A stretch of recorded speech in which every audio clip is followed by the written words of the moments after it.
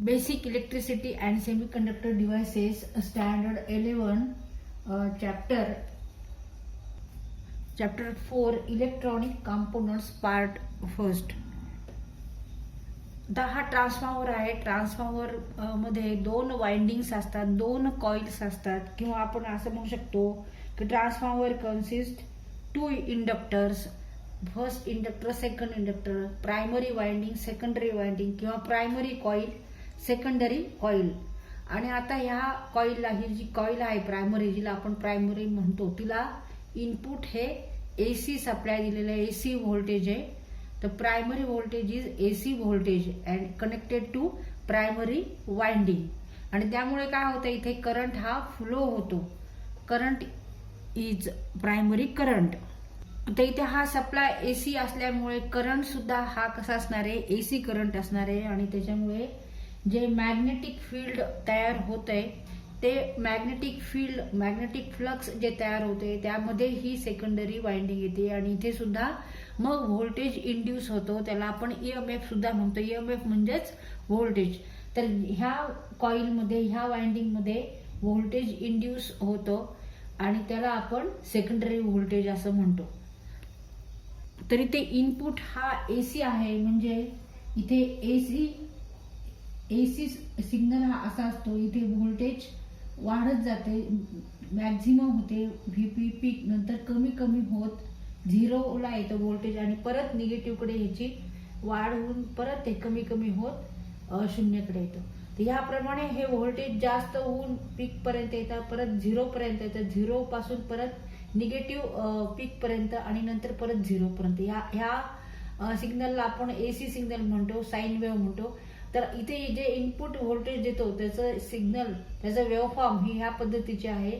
त्याच्यामुळे करंट सुद्धा, इथे व्होल्टेज हा व्हॅरी होतो, याचा अर्थ करंट सुद्धा काय होणार आहे, व्हॅरी होणार आहे. करंट सुद्धा चेंज होणार आहे. व्होल्टेज हे ह्याप्रमाणे चेंज होतं, मग करंट सुद्धा ह्याप्रमाणेच चेंज होतो ह्या प्रायमरी वाइंडिंग मध्ये, कॉइल मध्ये.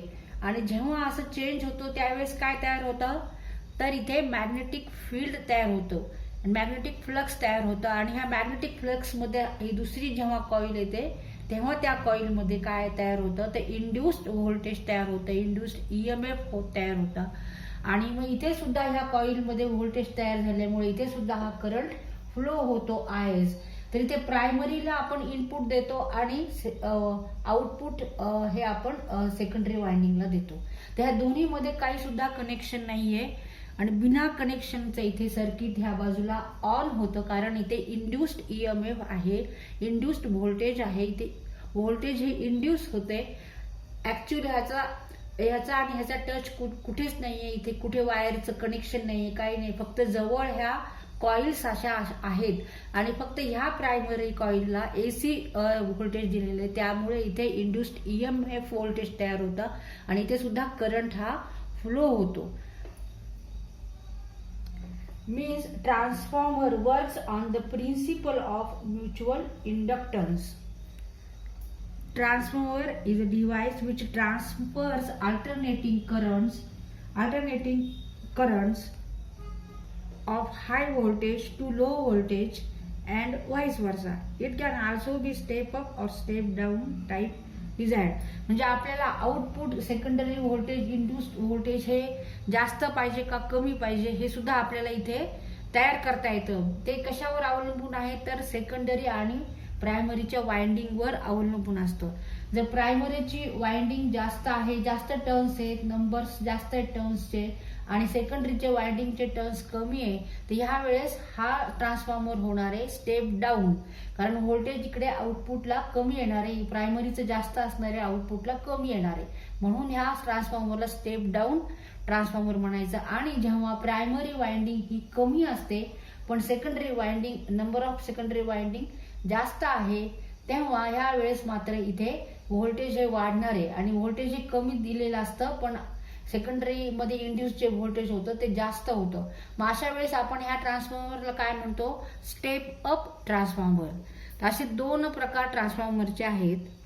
आता इथे हे सुद्धा सर्किट ट्रान्सफॉर्मरच आहे. इथे एलपी म्हणजे प्रायमरी वाइंडिंग आहे, एलएस म्हणजे सेकंडरी वाइंडिंग आहे. एलपी प्रायमरी वाइंडिंगला एसी सप्लाय जोडलेला आहे, एसी सप्लाय आणि एसी सिग्नल हा ह्याप्रमाणे व्हॅरी होतो. इकडे टाइम आहे आणि इकडे व्होल्टेज, ह्याप्रमाणे हा सिग्नल व्हॅरी होत असतो, कमी जास्त होत असतो. शून्यापासून पीक पर्यंत, परत शून्याकडे, परत निगेटिव्ह पीक आणि शून्य, ह्याप्रमाणे हा व्हॅरी होतो. म्हणजे चेंजेबल असतो, ह्याच्यात सारखा बदल होतो आणि त्याच्यामुळेच ह्याच्यामध्ये जो करंट होतो तो सुद्धा व्हॅरी होतो आणि मग मॅग्नेटिक फील्ड इथे तयार होतं. आणि ते मॅग्नेटिक फील्ड ह्या सेकंडरी वाइंडिंगच्या इथे येतं असं, त्यामुळे इथे सुद्धा व्होल्टेज तयार होतं, इंड्यूस्ड व्होल्टेज तयार होतं. आणि इथे आपल्याला आउटपुटला लोड आउटपुटला व्होल्टेज आपल्याला मिळते. तर आता हे सुद्धा ट्रान्सफॉर्मरचंच डायग्राम आहे. इथे सुद्धा LP LS आणि AC सप्लाय आहे. AC सप्लाय हे जे सिम्बॉल आहे हे AC सप्लायचं आहे. आणि इथे करंट हा याप्रमाणे फ्लो होतोय. इथे लोड RL लावलेला आहे आणि इथे सेकंडरी करंट असा फ्लो होतोय. आणि इथे इंड्यूस्ड व्होल्टेज आहे VS, secondary voltage VS. VS means secondary voltage and VP means here primary voltage. When an AC voltage is applied across primary winding, AC current flows through it. Therefore, changing magnetic flux is produced. Secondary winding is kept close to the primary, which will cut this magnetic changing flux. According to Faraday's law, voltage is induced in the secondary winding. The amount of induced voltage depends on the number of primary and secondary turns, and that can be calculated by a ratio called as a turns ratio. NP divided by NS equal to VP divided by VS. NP means number of turns in primary, म्हणजे ह्या coil भोवती असे जे turns आहेत, असे जे turns आहेत ते किती आहेत, 1 2 3 4, ते नंबर आहे, नंबर ऑफ प्रायमरी टर्न्स. आणि NS म्हणजे number of secondary turns. VP म्हणजे प्रायमरी व्होल्टेज आणि VS म्हणजे secondary voltage. NP number of turns in primary, NS means number of turns in secondary, VP means primary voltage, VS means secondary voltage. Suppose the number of turns in a primary equal to NP equal to 400 and number of turns in a secondary NS equal to suppose 40, then find turns ratio. Turns ratio find out करायचं आपल्याला इथे. Turns ratio equal to NP divided by NS means 400 divided by 40 means 10 divided by 1, म्हणजेच 10:1. तिथे 10:1 म्हणजे काय, 10 is number of turns in primary and 1 number of turns in secondary. मग आता इथे सेकंडरी टर्न्स हे कमी आहेत प्रायमरीपेक्षा. ह्याचा अर्थ हा ट्रान्सफॉर्मर कोणता असणार आहे, स्टेप डाऊन. हा ट्रान्सफॉर्मर नक्की स्टेप डाऊन आहे, कारण सेकंडरीच्या वाइंडिंगचे जे टर्न्स आहेत ते कमी आहेत प्रायमरीपेक्षा, म्हणजे हा स्टेप डाऊन ट्रान्सफॉर्मर आहे. Voltage ratio VP divided by VS equal to NP divided by NS. तर ह्या फॉर्म्युल्यावरून आपण इथे व्होल्टेज जे दिलेले नाही ते काढू शकतो. आता त्याच्यानंतर secondary current IS is secondary current IS. Secondary current तिथे आपल्याला ओम्स लॉ माहितीये, V is equal to I into R. IS काढायचंय तर V डिवायडेड बाय R. मग V secondary voltage VS divided by R. R काय आहे इथे, load RL धरायचं आपल्याला, आउटपुट. इथे output load RL. IS equal to VS divided by RL. तर ह्या फॉर्म्युल्यावरून आपण सेकंडरी करंट काढू शकतो. इथे लोड RL जेव्हा आता जोडलेला आहे तेव्हा आपल्याला जर करंट फ्लो काढायचा आहे, IS किती आहे त्याची व्हॅल्यू काढायची, तर फॉर्म्युला कोणता वापरणार, VS divided by RL by Ohm's law. VS माहिती आहे सेकंडरी व्होल्टेज, RL म्हणजे ह्याची व्हॅल्यू किती आहे, किंमत किती ते इथे टाकायची आणि कॅल्क्युलेशन करून आपल्याला सेकंडरी करंट काढता येतो. पॉवर इन सेकंडरी, तर इथे आपण ह्याच्यावरून IS स्क्वेअर इंटू RL हा फॉर्म्युला वापरून आपण पॉवर इन सेकंडरी काढू शकतो. आता पॉवरचा फॉर्म्युला आपल्याला माहिती आहे, व्ही इंटू आय, आणि व्ही म्हणजे काय, I into R into I, म्हणजेच आय स्क्वेअर इंटू आर. हे सगळे पॉवर ह्या फॉर्म्युल्याने आपल्याला काढता येतात.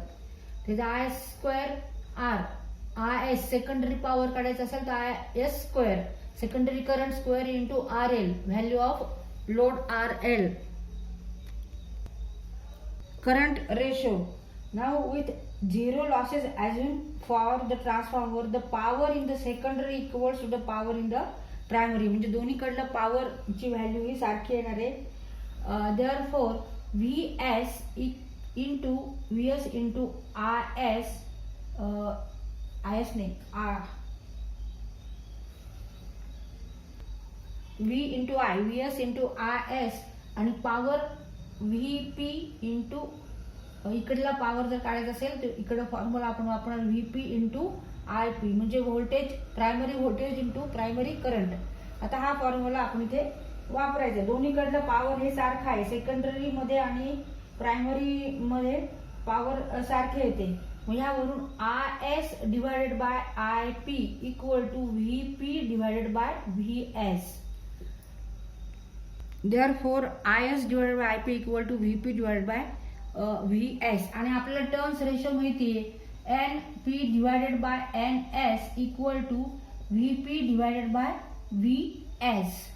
मग आता इथे VP डिवायडेड बाय VS आहे, म्हणजेच equal to NP divided by NS equal to K. Here K is constant.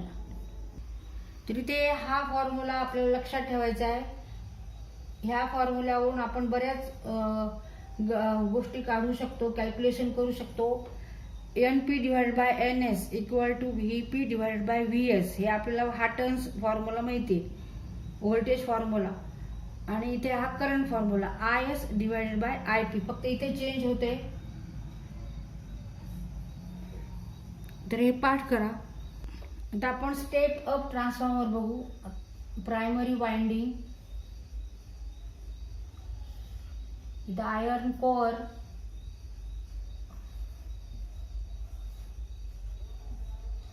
आता इथे स्टेप अप करायचे आपल्याला, म्हणजे इथे वाइंडिंग सेकंडरी कशी लागणार आहे, जास्त. मग ते स्टेप अप ट्रान्सफॉर्मर होणार आहे. तो ही लोड RL, ही सेकंडरी वाइंडिंग, ही प्रायमरी वाइंडिंग. तर इथे number of turns in secondary is greater than number of turns primary.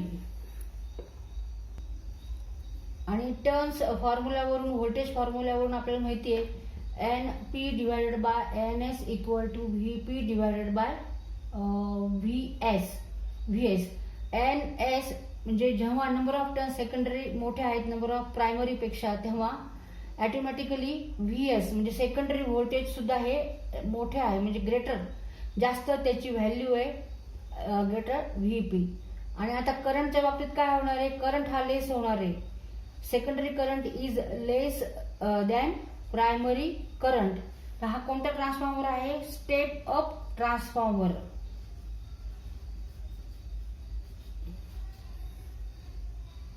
आता हा जो आपण काढलाय हा स्टेप डाऊन ट्रान्सफॉर्मर काढलाय. ह्याच्यामध्ये secondary winding, number of secondary winding is less than number of primary winding.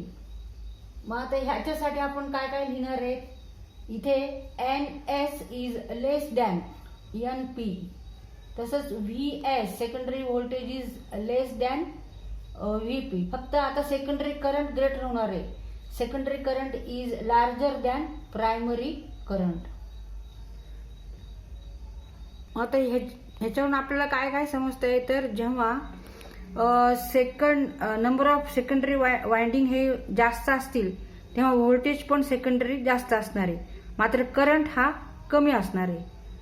तसंच इथे बघा, हे स्टेप डाऊन ट्रान्सफॉर्मर, इथे सेकंडरी वाइंडिंग लेस दॅन प्रायमरी वाइंडिंग आहे, म्हणजे secondary voltage is also less than primary voltage, but secondary current is greater than primary current. तर हे असं लक्षात ठेवा, हा फरक आहे स्टेप अप आणि स्टेप डाऊन ट्रान्सफॉर्मर मध्ये. and power in primary is equal to power in secondary. PIN equal to P out means IP into VP equal to IS into VS. Therefore VP divided by VS equal to IS divided by IP. Current ratio